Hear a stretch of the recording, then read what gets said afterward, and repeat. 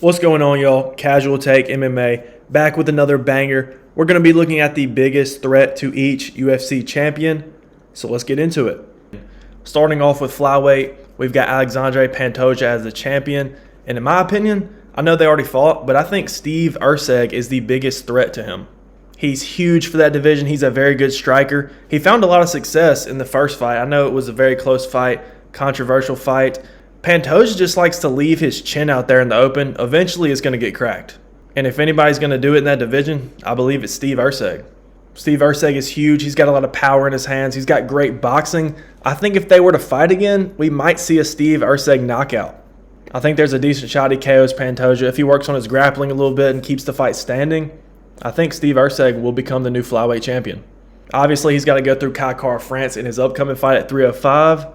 But after that, he might only be one fight away back to a title shot. Moving on to Bantamweight, Sean O'Malley is the champion.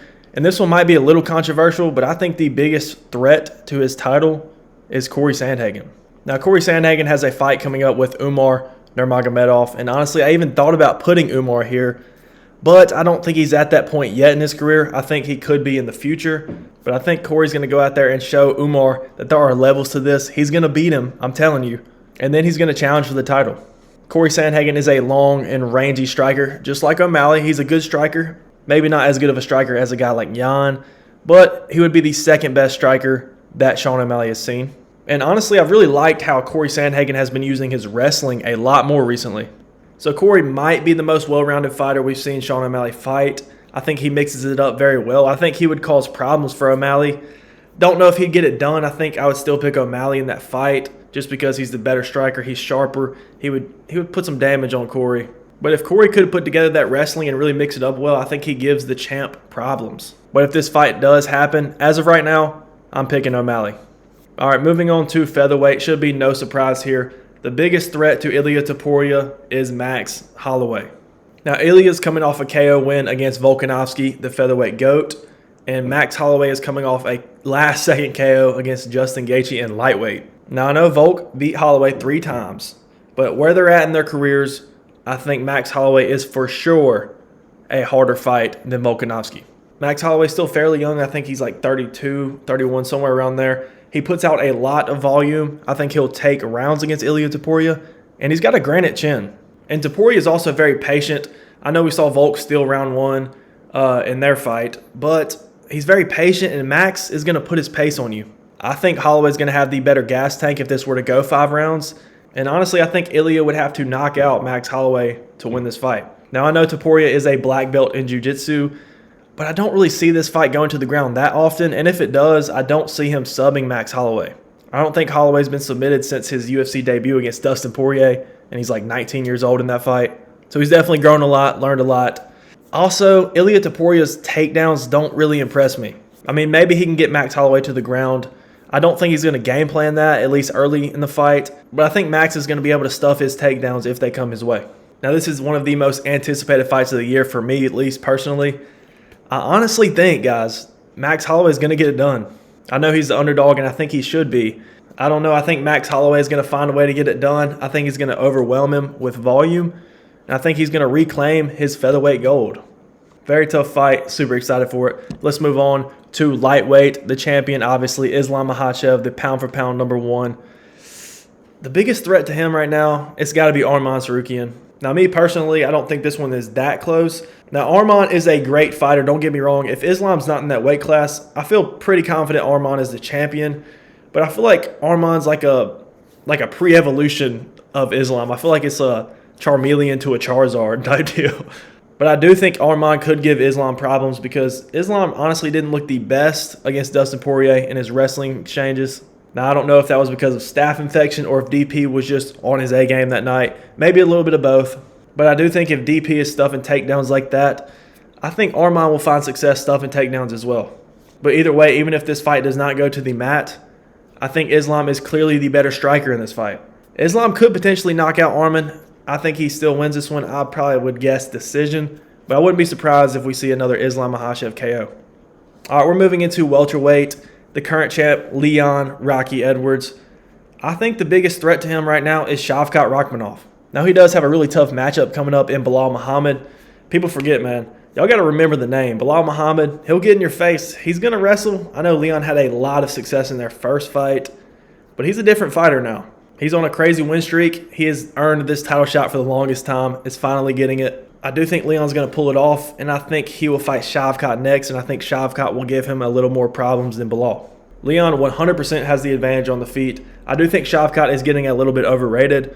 I know he's 18 wins, 18 finishes, but hasn't really beat a high-level guy like Leon. Leon's got pretty good takedown defense. Leon is also way ahead in the striking department, in my opinion. I do think Shavkat's a good striker, a good wrestler.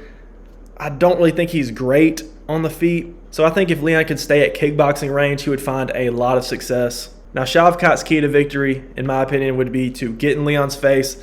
Leon's a great striker, not the best boxing in the world. I think Shavkat would need to get up close, work in the clinch, work on some takedowns, obviously. But I'd rather take Shavkat over Bilal because of the pressure that he puts on guys and the pace that he fights at. Now, is it sustainable for 5 rounds? I'm not sure, but I think he's a bigger threat than Bilal Muhammad. Now, who would win this fight? Honestly, I think it's pretty 50-50. I kind of lean a little bit towards Leon, but I can see this fight going either way. I don't know. Heading into middleweight, we've got the next title fight in that division. Dricus du Plessis, the champion, against Israel Adesanya, trying to become a 3-time middleweight champion. I think he's the biggest threat in that division right now. Now, if Hamzat wasn't getting sick every fight and scamming people on crypto, he might be up here, but I just can't put him up here right now. Now, I know Israel Adesanya is coming off of a pretty embarrassing loss to Sean Strickland because he got shut down. Not saying Strickland is a bad fighter at all, but he got absolutely shut down. But these are two completely different styles. DDP is very awkward on the feet. Looks a bit sloppy at times, but hey, it works. DDP definitely has that acoustic boxing style that somehow seems to work and seems to knock out guys like Robert Whittaker, which was still crazy. But his style is so weird. I think he poses trouble for anybody and honestly gives Israel Adesanya a lot of problems. DDP likes to blitz in his fights, I've noticed. But we've seen Izzy handle the blitz before in a guy like Robert Whittaker, who he beat twice. And I don't know if I would say DDP is a better blitzer than Robert Whittaker.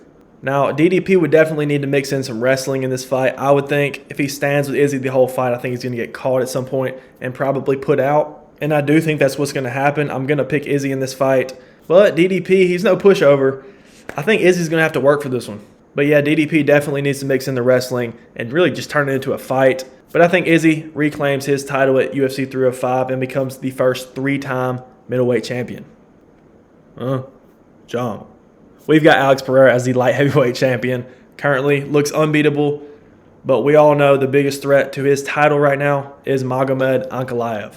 We haven't seen Alex Pereira against a good wrestler. Now, Ankalaev is not necessarily a primary wrestler. He's definitely a striker first, but he does have really good wrestling. And probably, if not the best, one of the best wrestlers in that division. But he's been talking like he's not even going to use his wrestling if they fight. Now, if Magomed does that, I'm sorry, he's going to be just like everybody else. He's going to suffer the same fate. He's going to get put to sleep. But if he puts his ego to the side and really focuses on wrestling and taking this dude down, I think he finds a ton of success. The only problem with Magomed is he's not really a finisher on the ground. He's not really just a ground and pound beast, submission threat guy. Maybe he'll hold a position, more of a position over submission guy. Poatan seems to be getting better and better at defending takedowns, but he hasn't fought a Dagestani wrestler type dude, so we'll have to see. But for now, I'm picking Poatan to KO him. If they even fight, don't know for sure yet. This definitely should be the next fight to make. But Ankalaev is the biggest threat. I think Poatan's still going to KO him. And then finally, we all know this one. Heavyweight champion John Jones against the real heavyweight champion Tom Aspinall. I know he's interim, but that's a whole different story. I know I'm a Tom Aspinall glazer. I'm a proud Tom Aspinall glazer. I think this man is the most skilled heavyweight we've ever seen. He's very light on his feet, has great boxing, great wrestling, very well-rounded. I think he gives John Jones a lot of problems. Now, he definitely doesn't have the wrestling or grappling experience of John Jones. I would say he has better boxing for sure. John Jones isn't really known for his boxing. And John Jones also tends to struggle with guys that are bigger than him. And Tom Aspinall's 6'5", 265. John Jones is 6'4", 240, 250, something around there. I'm sure he will be bulked up more and more each time he fights at heavyweight. He might only have one more fight. Hopefully he goes out there and beats Stipe and fights Tom Aspinall. Don't think it's going to happen, but would love it as an MMA fan. But I don't know who I'd pick in this fight. This might be the one fight in the UFC that I want more than anything. Part of me wants to see John Jones get humbled, especially by a guy, a young, hungry lion like Tom Aspinall. I do think Tom Aspinall is going to go down as the greatest heavyweight of all time. Now, who I would pick in this fight, I don't know. It's really 50-50 to me. I think I would still lean John Jones. I'll go 51% John Jones, 49 Tom Aspinall, just to throw a number out there. But yes, Tom Aspinall is 100% the biggest threat to John Jones' title. All right, that's going to do it for me. I appreciate y'all watching. Y'all drop a like. Make sure to subscribe. We out.